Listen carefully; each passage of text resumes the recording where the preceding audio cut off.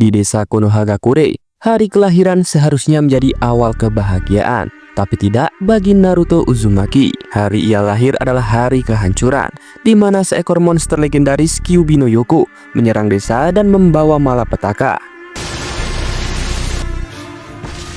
Untuk menyelamatkan semua orang, Minato Namikaze, si Hokage keempat, dan istrinya bernama Kushina Uzumaki mengorbankan nyawa mereka demi menyegel Kyuubi ke dalam tubuh bayi mereka sendiri bernama Naruto.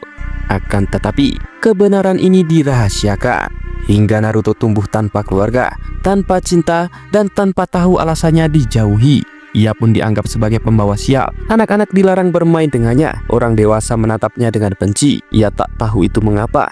Hanya satu yang ia ketahui, jika ia sendirian. Naruto bukan anak biasa. Ia sangat berisik, nakal, suka bikin masalah, di mana semua itu hanyalah topeng. Hal itu hanya ia ingin lakukan karena ingin diperhatikan. Di balik tingkah lakunya, tersembunyi luka dalam yang tak bisa dilihat orang lain. Tapi dari semua rasa sakit itu, lahirlah mimpi besar untuk menjadi seorang Hokage. Bagi orang lain, mimpi itu seperti lelucon. Tapi bagi Naruto, itu adalah satu-satunya jalan untuk diakui. Di Akademi Ninja, ia adalah murid paling buruk. Ia gagal ujian berkali-kali. Namun ada satu orang yang melihatnya dengan mata berbeda, bernama Iruka.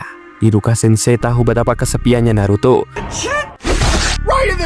Ia pun menjadi orang pertama yang memeluknya sebagai manusia, bukan sebagai wadah Kyuubi. Dari Iruka, Naruto pun belajar bahwa pengakuan tidak datang dari kekuatan semata, tetapi dari ketulusan hati. Really, Sensei? You mean it? Setelah lulus dari Akademi Ninja, Naruto pun ditempatkan di tim 7 bersama Sakura Haruno dan Sasuke Uchiha di bawah bimbingan Kakashi Hatake. Dan disinilah hidup Naruto mulai berubah. Sakura adalah cinta pertamanya, meskipun bertepuk sebelah tangan. Sedangkan Sasuke adalah rival yang ia kagumi sekaligus ingin lampaui. Mereka bertiga pun menjalani banyak misi bersama, tumbuh, belajar, dan bertarung. Namun jalan Sasuke berbeda. Kehilangan klan Uchiha dan dendam pada kakaknya bernama Itachi membakar hatinya. Ia pun memiliki kekuatan di atas segalanya. Dan ketika Sasuke meninggalkan desa, Naruto pun merasa hancur. Hingga hal itu pun membuat Naruto berjanji akan membawa Sasuke kembali bukan sebagai kewajiban ninja, tetapi sebagai seekor sahabat.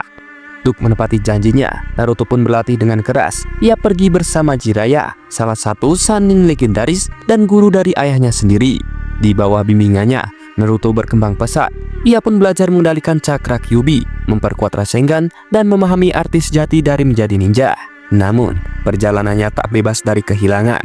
Jiraiya, sosok ayah yang akhirnya ia miliki, gugur saat menyusup ke Amegakure demi mencari kebenaran tentang musuh baru bernama Pain. Kematian Jiraiya menghancurkan Naruto, tapi ia tidak membiarkan duka menjadi jurang. Ia pun berdiri lebih kuat dan menghadapi Pain sendiri, seorang musuh yang tak hanya kuat secara fisik, tetapi juga secara ideologis.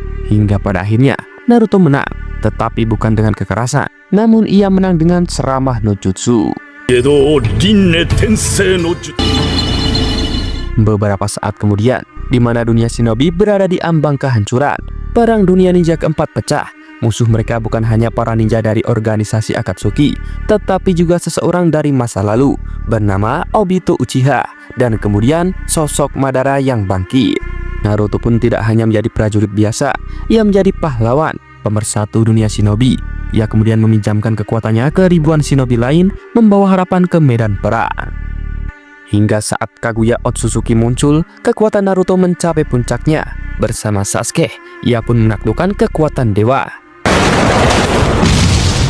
Akan tetapi, konflik terakhir bukan melawan musuh, tetapi sahabatnya sendiri. Sasuke yang masih terbebani masa lalu menantang Naruto untuk pertarungan terakhir. Dan di lembah terakhir, dua sahabat bertarung bukan untuk membunuh, tapi untuk saling memahami. Hasilnya, dua tubuh penuh luka, dua hati yang akhirnya berdamai. Setelah perang usai, dunia berubah dan Naruto akhirnya meraih mimpinya menjadi Hokage ke-7. Kini, ia bukan lagi bocah yang diabaikan. Ia adalah suami dari Hinata, ayah dari Boruto dan Himawari Tot, sang pelindung Konoha dan simbol perdamaian dunia ninja. Tapi, Naruto tak pernah melupakan masa lalunya. Ia tetap rendah hati, tetap bekerja keras, tetap memeluk anak-anak kesepian seperti dirinya dahulu. Kisah Naruto bukan tentang kekuatan semata, bukan tentang jurus ataupun peperangan, tapi tentang keyakinan, tentang cinta, persahabatan, dan keteguhan hati. Naruto pun mengajarkan para kita bahwa siapapun bisa mengubah takdirnya, bahwa masa lalu yang kelam tidak mendefinisikan masa depan kita. Naruto Uzumaki, dari anak yang dibenci menjadi pahlawan yang dicintai oleh semua orang. Itulah kisah dari sosok Naruto Uzumaki, sang legenda Konoha.